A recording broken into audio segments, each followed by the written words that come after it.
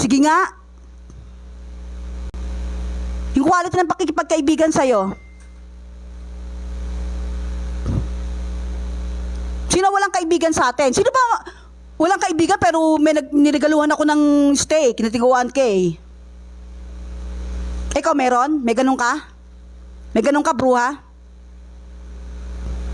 Inauto mo yung anak-anakan mo. Pero ito, bago kong mga kaibigan. Na hindi ko akalain, ay, binigyan ako. Ikaw ang wala ng kaibigan. Mga kaibigan mo, yan, yung mga away-away, puro away-away. Eh, puta, may nakakita nga sa'yo eh. Chinika lang sa akin eh. Nakita ka lang,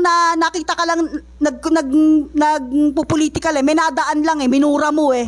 Nag-comment lang eh. No, yun ang ugali mo?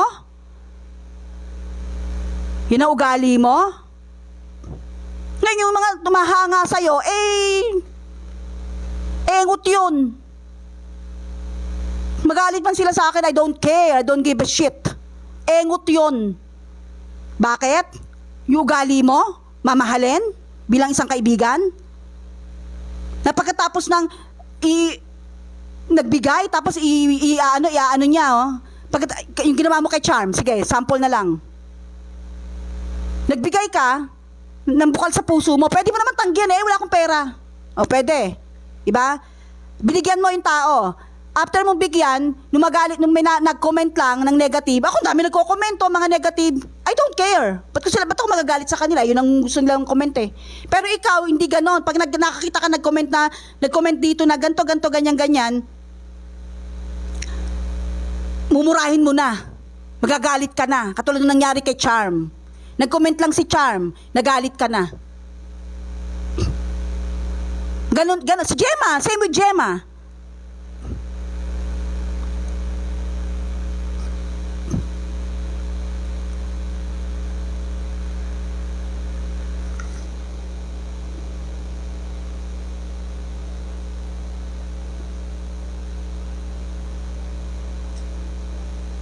Same with Gemma.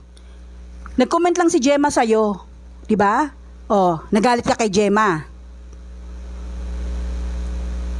Ganon. Sa akin ang dami nagko-comment, okay lang. Ba't ako magagalit sa kanila? Yun ang gusto nila eh. Yun ang iniisip nila. Pero ikaw iba ugali mo. Naku, kaloka. Yung mga nakapaligid sa'yo nang mahanga sa'yo, naku, Diyos ko. Tell me your friends and tell me who you are. Ganon din ugali nila katulad mo. Wag na lang.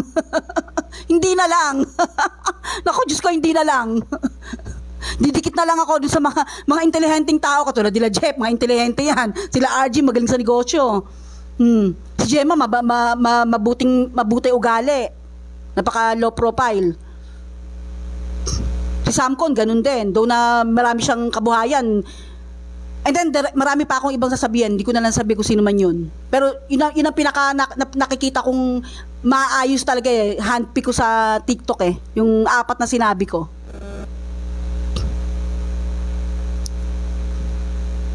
Tahimik. Gemma and Samcon, tahimik. Wala kang maririnig. Hindi nga nagla-live yun. Hindi nga hindi nga nagko-comment-comment. Kaya lang naman nabuhay yun dahil sa'yo eh. Kaya lang hindi sila magagalitin eh. Kaya lang sila mga nagalit, bruha, dahil sa'yo. Remember, ha? Dahil sa'yo, nagalit si Samcon. Na-realize niya na nagagalit siya. Hindi naman siya ganung ugali niya. Nakakausap po si Samcon.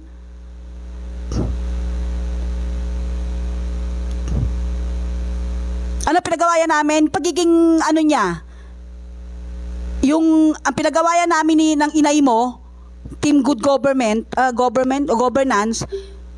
yung ugali niya, ay, matawag si RG. Tatawagan ako ni RG, bruha. Inggit ka.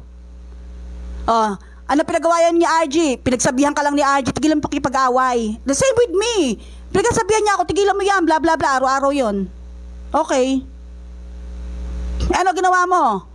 Di ba nagmaskun ka, nagaganto ka, instead na i-accept mo as a positive yung ginawa niya, dahil ayaw niya lang siguro ayaw niya kasi ng away-away eh. Dahil malas sa negosyo yun. Ano ginawa mo? Tinirya mo ng tinirya. Pati yung pagkain namin ng Bibian, tinira mo. Ay, CEO nagpakain ng Bibian. CEO ganto. CEO, bakit Pajero lang? Hoy, yung Pajero niya, top of the line ng 2020. Last ng labas ng Pajero, yung Pajero ni RG ng 2020, hindi na naglabas. Kaya yung sinasabi mo na last ko ano man yon, totoo naman hindi na naglabas ng Pajero o Mitsubishi, ano gagawin mo? Bumaliktad ka, 10 tumbling.